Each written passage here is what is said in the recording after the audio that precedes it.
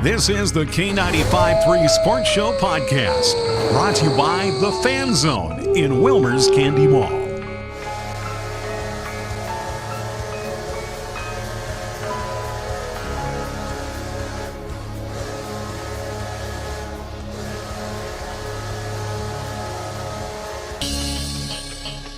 Welcome to the K95.3 Sports Show podcast. My name is Beau. I am your host. As usual, if you like what you hear, please hit the subscribe button. And if you notice on your cell phone, you'll have a bell next to the subscribe button. Click that, and that'll give you push notifications to your cell phone every Wednesday morning when I drop a new episode.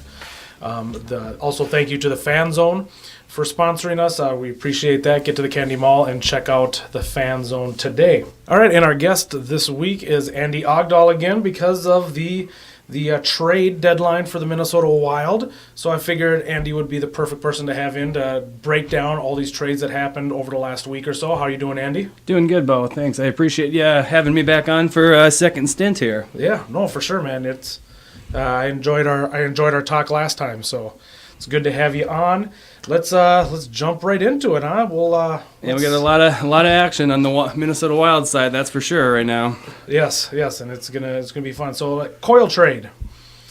Well, you probably know my opinion on this since I was on here 2 weeks ago or a week and a half ago, whatever, kind of bashing Charlie Coyle for his pretty subpar season. So, I like Charlie Coyle as a guy. I mean, I see tweets and whatnot about him being an amazing person on and off the ice, but he wasn't doing it. He's been kind of one of those guys that we signed a while ago, or not even too long ago, but we kind of had a future with him, and it just didn't pan out like I think most Minnesota Wild fans thought, like probably what Chuck Fletcher thought, and that's, I think, ultimately why Paul Fenton said, all right, let's see what we can get out of Charlie Coyle, and I think they got a great player out of Ryan Donato. I mean, I think he's been, he's not a guy that's afraid to shoot the puck, so that's what we needed, and that's, I think, what we get out of giving up Coyle with Donato is that he's going to shoot the puck. He's not going to give up the chances that Coyle might have given up, and he's already proved it. I was watching literally the other night where he got the overtime game winner,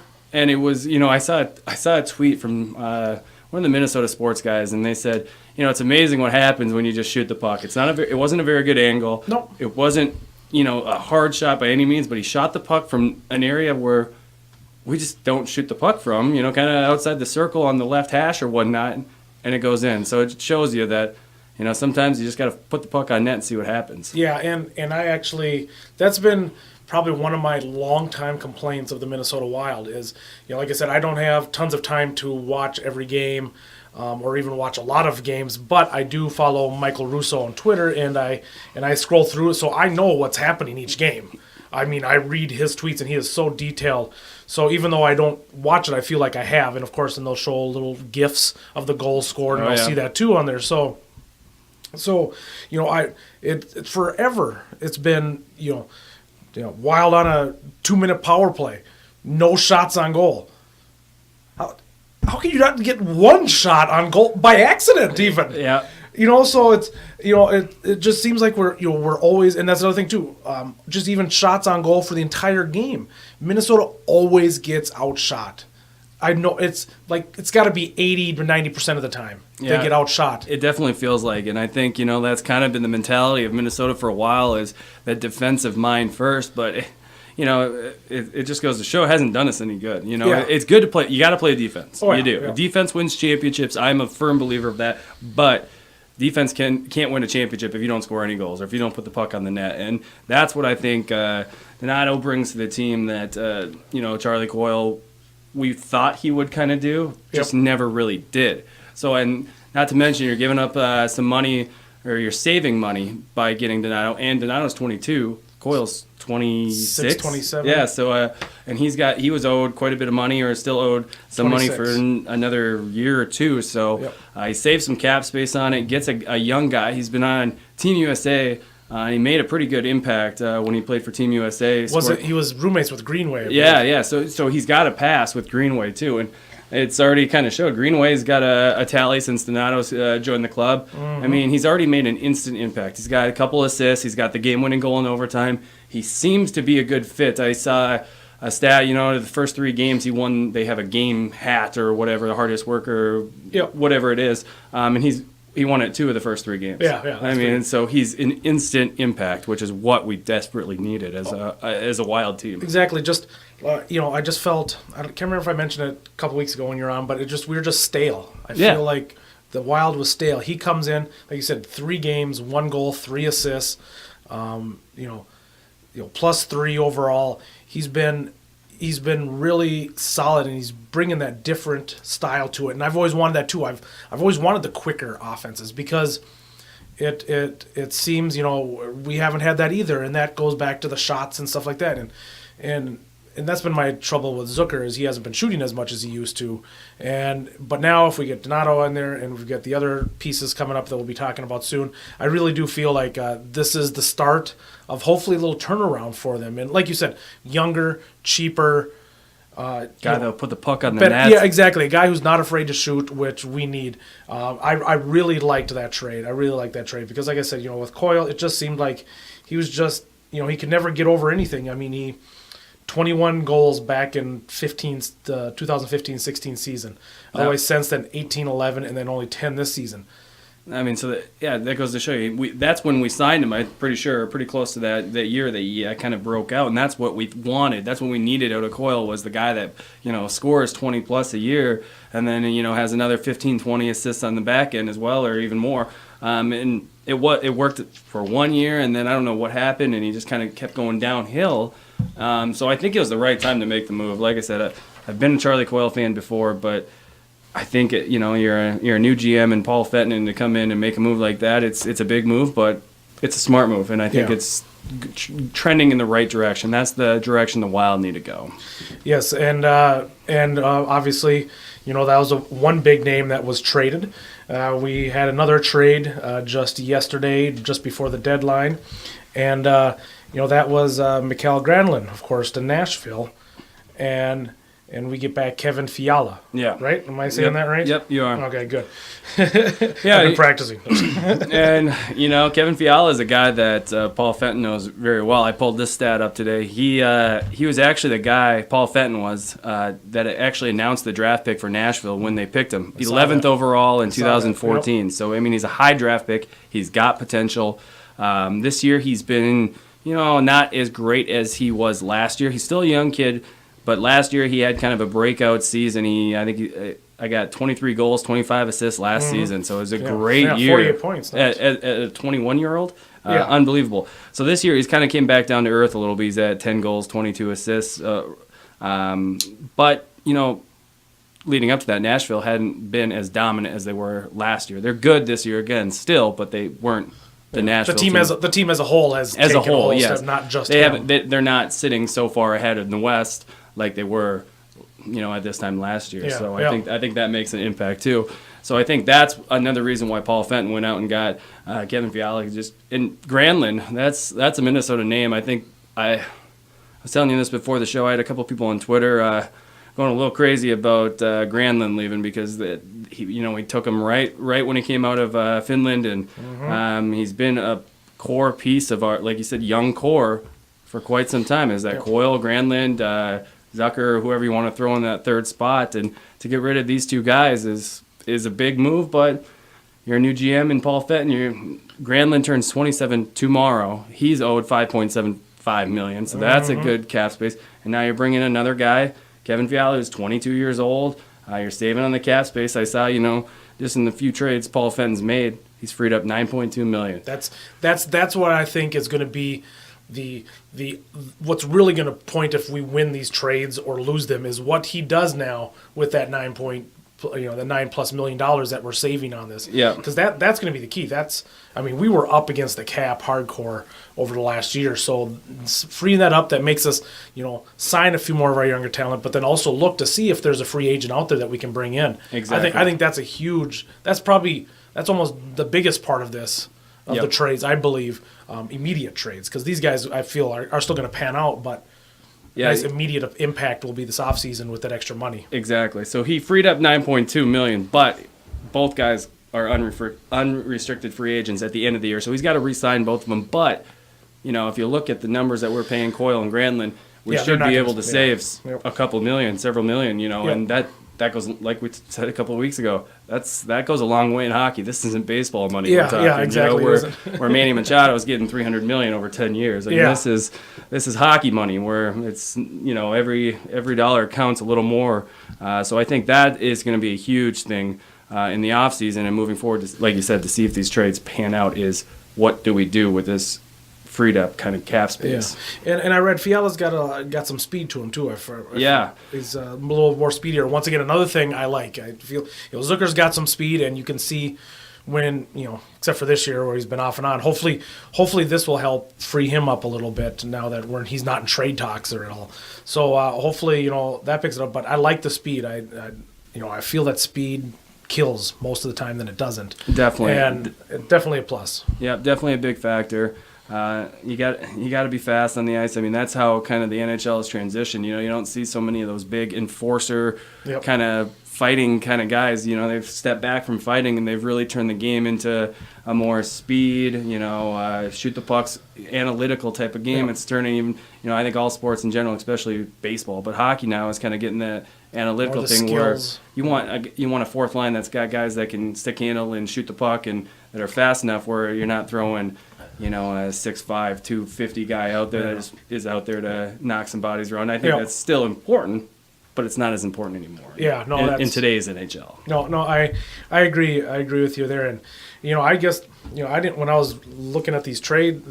I guess I didn't realize how well actually Granlund has done the last 2 years. I didn't realize he was 67 and 69 points the last That's why I 2 think years, and the over 40 assists each year, over 20. I mean, that is a solid number. I mean, so that's why, like I said, I had some feedback on Twitter of people that are my friends that are diehard Minnesota fans that are not too happy about Granlund. They're okay with Coyle going, but Granlund's a little bit of a different story. But they kept arguing he's a great playmaker, and he is a great playmaker. He's tops in the game or one of the tops in the game. But to be a playmaker, you got to be able to give it to somebody that knows how to put the puck in the net. Otherwise, you're just another guy on the ice. yeah, and you take a look. He was 25 when he started having those types of seasons, and Fiala's only 22, and he had that season at very close to a season of 23 and 25 at 21. Yeah. So in a way, he's actually ahead of the pace of what Granlund was at. So I mean, to really take a look at this in 3 years, if he has anything close to Granlund or anything or better, I mean, right there, that's gonna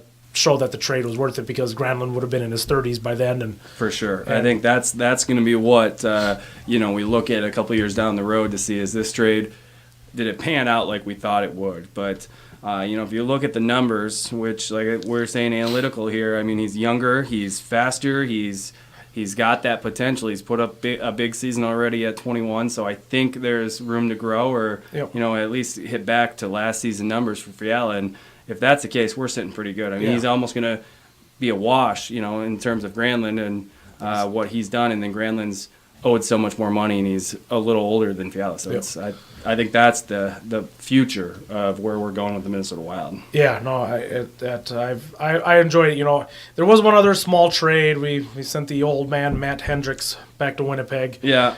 For a 7th round pick. It is what it is. He was a healthy scratch most of the season. Only played in 2 games, 2 assists. So.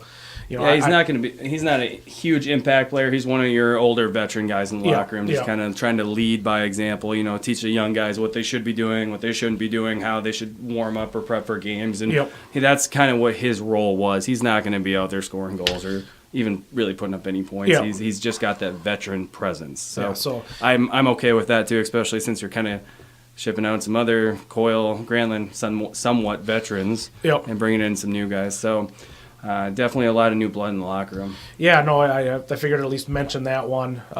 And you know what? Next on, so overall the trades and to work into the next topic, our young core that has been kind of stepping up lately. We've just added over the last several weeks 3 new people to that young core. So that's that.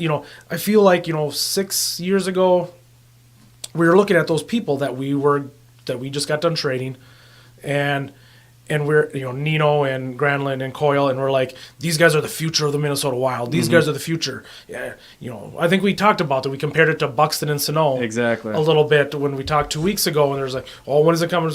Well, this was the year that the Wild were finally like, all right, these guys aren't taking that step. We need to find some young talent that we really like out there and trade these guys for them and try this whole thing over again, while they still have some solid core members with Parise, with Suter, with Staal, with Zucker. You still got those solid guys up there. Koivu maybe. Well, no, we talked about Koivu's probably done. Dumba coming back.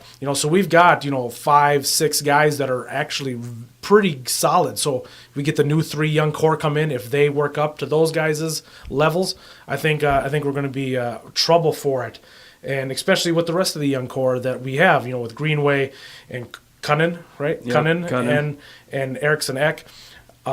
They've been a big part of the 3-game winning streak that we currently are on. They've been the shining light these last couple of weeks. I mean, those young guys have been what's getting us. I mean, luckily we've won the last 3, but they've been kind of the production behind it. Yeah, you got Parise producing, and Spurgeon's red hot right now, and he's on no pace to slow down here. But it's those one of the names I didn't mention. I couldn't think of that. It's those guys though. Like you said, Jordan Greenway. I think he's gonna break out or have that connection with Donato. Where I like him. He's my new favorite. Yeah, and Greenway.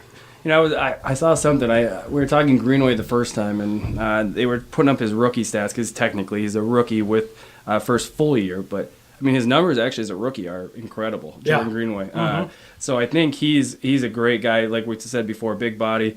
You said it before. The 2 other guys, Luke Cunnin and Eriksson Ek.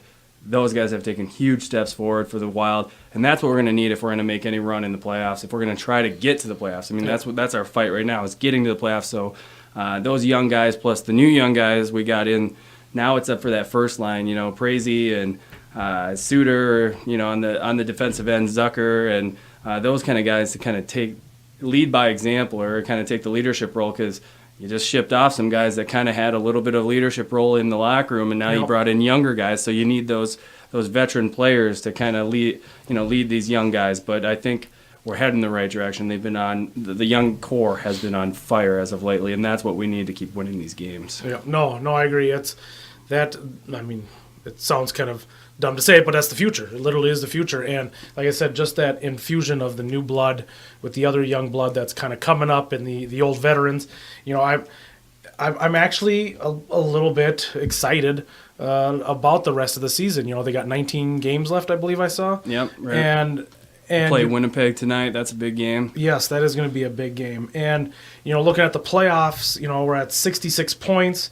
The Stars are 1 ahead of us for the main spot for the wild card. The wild card. And Colorado's right on our tail. I'm looking at it. They're tied. Yep. Coyotes are 3. I mean, the race behind us, it's insane. I mean, if you look at the points that the teams behind us have, Colorado, Arizona, Vancouver, Chicago, Edmonton, Anaheim, all those teams are within a point, 2 points of that wild card spot. And once again, we talked 2 weeks ago, no team is really fighting like they want it. Yeah. They're all, nobody's sprinting, nobody's just getting shot. They're just all right, guys, let's go 4-5, 4-5-1 over the next 10 games, or let's go 4-4-2. Nobody's just killing it. Nobody's 7-2-1 or something over the last 10. They're all just kind of barely around 500. And so, I mean, this is the opportunity, if the Wild want to start kicking it in, that they can really put some distance if the rest of the teams, if several of them, continue to do like this. So it's very key. It's crazy right now because, like you said, no team is pulling away from this thing. Even in the East, the only team that's really taken it to another level is the Tampa Bay Lightning. They are by far the number 1 seed, both East and West. But going back to Minnesota, I think you nailed it there when you said this is the time where Minnesota can make up some ground. We had that kind of cold streak before this trade deadline, and now we got these young players, and we've won 3 straight. It's like everyone's feeling good. Before the trade deadline, everyone's like, "Oh God, are we here we go again?" It's one of those things that you just get beaten down, and you need, once you rattle off like back-to-back wins, that ups your spirit, and you're just like, all right, let's do this. And then especially when the new guys are contributing. Yep. When you can bring some new guys in and they actually contribute right away. like Donato has, I mean, that's going to be what helps you keep winning more and more games when everyone's kind of in this limbo or this flux of who's going to win what game right now. So, yep. Yeah, no, it's going to be fun once again to see how the playoffs go, and I'm not sure. We'll just basically see what happens, and it'll be fun. I really do hope it would be nice if we could just push away and then we clinch with like 3 games left. I don't want to be, coming down to the night of, hey, if we win, we're in, right, type of thing. Because I'm a fan of Minnesota sports and I know how that usually goes. So I'd be even more relaxed if we had it before the 3 games even that you were talking about. I mean, it's just. But this is where we're at every year with the Minnesota Wild. So now's our time to kind of see what these young guys or these trades can do to see if they can help kind of take that momentum and propel us into the playoffs here. And then I think it's great if we can get into the playoffs first and foremost to have these young guys that we just trade for be on the team and kind of go through a playoff run there. Yep. And I mean, you never know how far we're going to go in the playoffs, and I think that was one of the problems too with the players that we've just traded is that they were okay to decent during the season, but there were some of the players that disappeared when we hit the playoffs. And it's in the back of their mind, when you've made it to the playoffs and you keep getting knocked out in round 1, and you've been doing this for a couple of years now, and you feel like the same story is just rewritten every year. Yep. It kind of. I'm sure it gets in, Charlie Coyle's head or Granlund's head, where even, our captains, Prezi and Suter and Koivu, where you're like, are we at the same situation that we were last year and the year before that and the year before that? And is the same thing going to happen where if you get some new blood in and kind of get a new chemistry in the locker room, a new flow, I think it can do a lot for a team. So I think that's what was good about what Paul Fenton did with these trades is it gives you a regroup or a fresh breath on what we got going on moving forward, and then hopefully, like I said, knock on wood, into the playoffs. Yeah, no, I agree. It's gonna be fun to watch. One other thing that happened yesterday was Staal getting a 2-year contract extension. He was one of the names that everybody thought was going to be traded yesterday, and instead they, from what I saw, as they sat down and talked and. They basically said, hey, we're not going to trade you, and what the hell? We'll sign you to 2 years, $6.5 million. It's a little bit of money, but he had a career year last year. Yep. And when you get rid of the players we got to get Donato and Fiala, we gave up that kind of somewhat in the Hendricks trade. You give up some more veteran players. You need somebody to kind of take them all in and be like, all right, I'm going to lead this team. And I think Eric Staal is a good guy to do that. He's had proven success his whole career. He's been captain numerous times. He was the captain in Carolina Hurricanes forever until he left there. So I think signing him to a 2-year deal is a smart move because it gives you a veteran kind of leadership role that we kind of lose with the other players that we have sent off with these trades. And it actually is kind of weird if you look. I read this how the last time he was kind of a little bit more off like he is this year, he isn't as good, was his last year in Carolina, where he was once again playing with not knowing what was coming next year. It was his last year of his contract. Sports is such a mental game for sure. And if some people could play crazy and have a great season on their last year of the contract, but some people it just gets in their head. And what happened that year with Carolina, he played 63 games with them, only got 10 goals, 23 assists, and then was traded to the Rangers. And everyone thought Eric Staal is done in the water. This guy is washed up. He's getting kind of old, and everyone's like, never going to happen again. Yep, and he comes back with 28 goals, 37 assists, then 42 goals, 34 assists, and then now again, he was in a contract year, 18 and 23, so a little bit of a dip. So now that he knows he's got the next 2 years, hopefully that's another person that'll really turn it on here. I mean, could you imagine if the youngsters continue to play like they are, and you get Zucker and you get Staal stepping up to what they did last year? you're sitting. That's literally what. If that happens, we are a dangerous team. Yep, we will be sitting pretty good in the playoffs, and then we just need Devin Dubnyk to pick up his game just a little bit. Yes, I'll agree. He had a couple back-to-back games, and it's playing fantasy hockey over the last 4 years. I didn't play it this year, but playing fantasy hockey over the last 4 years, I learned a lot from playing that. I didn't know the players, which kind of helped me probably because I didn't have any bias. Like, I really like so-and-so. Even though like the third and fourth year I started drafting some similar players, but I still based it 100% on stats. When I drafted and stuff, I didn't look at the names. And that's what I've noticed is, some goalies, they'll just be killing it for a week or two, and then they'll just have back-to-back games where they're just destroyed. Yep. And it's like, how can you do that before and then all of a sudden just can't stop a single puck? It's kind of crazy like that. So hopefully he has passed that little blip. You're talking sports being a mental game. I have an older brother that was a goalie, and I mean the goalies. It's kind of an inside joke with hockey players. Goalies are always the weirdest people on the team. They have these weird traditions that they do before the game. You can't talk to them. They're in their own zone. They're in their own everything. My brother is no exception to that rule, and that's just what happens. It's like they need to get in their mental zone, and sometimes they are so on. You can't get anything by them. The next night they let in 7 on 12 shots. You just never know with goalies. And from my experience of playing hockey and having my brother as a goalie, when they're in their zone, you leave them alone, and basically you leave them alone even if they're not in their zone. But goalies are that kind of mentality where you got to be on your game, you got to be sharp every night, and if you're not, that's going to make or break a playoff run when it gets to that point, if it gets to that point. And we kind of talked about it the first time I was on here. Goalies are, what can win or lose you a Stanley Cup playoff match or series or the whole thing. I mean, that's what we need. We need Devin Dubnyk to come in hot right before playoffs, or hopefully before, so we can get a nice lead in the wild card spots, or even jump a couple of spots. But when we get into the playoffs, if we get into the playoffs, he's on top of his game and he stands on his head, because that's what's going to do it. And then you bring everybody else, the new young talent, and then your veteran. And chance of Dumba. I think they're trying to get him back for the playoffs. Would love to have him back. He'd be a huge asset for us moving into the playoffs. Yeah, I mean, we talked about it last. I mean, again too, he was on a career year pace. I mean, he was taking that step that the Coils and the Ninos really couldn't. And exactly.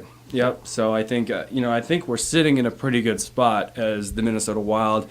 Yeah, we're right on the cusp of things, but we got a hot streak going. We just made some moves. Guys seem to be adjusting well. That's always a question mark. When you make these trades.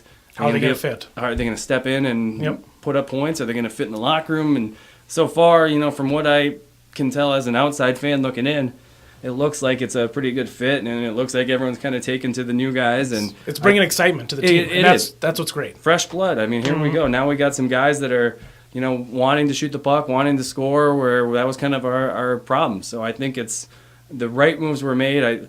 We talked, before if it was going to be, do we sell the team and or sell the farm to try to get to the playoffs this year, or do we make some smaller moves? And we've kind of done both. Yeah, I kind of feel it was I don't think we sold and I don't think we buy. I feel pretty even on it. Yeah, I think overall I think that's a fair way to put it. We're pretty even. We didn't give away. Zach Brazy, obviously he's a little too high paid to probably give away anyways, but like. You didn't get rid of Zucker. Eric Staal, we didn't need to re-sign him. Not saying that would have changed this season, but there was talks of us sending him out.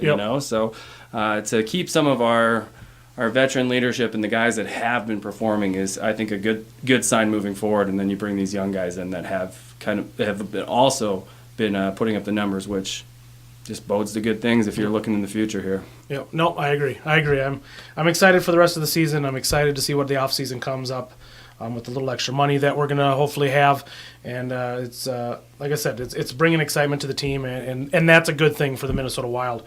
But, I think we'll pretty much wrap it up here, and we will we'll make sure we get you in here again here either before the playoffs if we make it, or during the playoffs if we make it. Whatever it is, we got baseball season coming up too, and football free agency, and then the draft in April, and so a lot going on right now. Picking back up into the into the sport and multiple sports just going at her. So it'll be a fun time on the sports show here the next couple of months. So please, everybody, hit the subscribe, hit the thumbs up if you like what you heard. If you disagreed with anything we said and you want to leave it in the comments, and I'll comment back to you. Don't be afraid to talk back and forth with me. Let's kind of go back and forth on these subjects, and we'll go from there. So thank you for joining me, Andy. I appreciate it. Beau, I appreciate you having me on again. So, like you said, comments on here. I'd love if anyone's got any opinions on the Wild that either agree with me or contradict me. I'm more than happy to see those comments and hold my ground. So, and thanks again for having me on the show. I really do appreciate it. Yeah, no, thanks, man. And we thank you to the Fan Zone, and we will see you guys all next week.